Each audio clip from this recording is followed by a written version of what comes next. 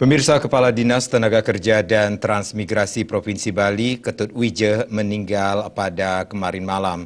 Mantan asisten 2 Sekda Bali tersebut meninggal dunia usai berolahraga tenis di Dinas Pendidikan Provinsi Bali. Kasubag Humas RSUP Sanglah Dr. Kadek Naryanto saat dikonfirmasi membenarkan kematian mantan Kepala Dinas Pendidikan Provinsi Bali itu.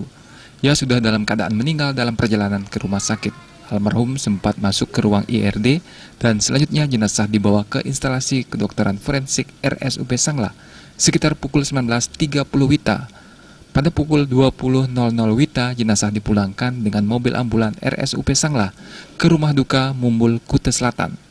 Sementara dari keterangan beberapa sumber, almarhum selesai bermain tenis sekitar pukul 17.30 WITA.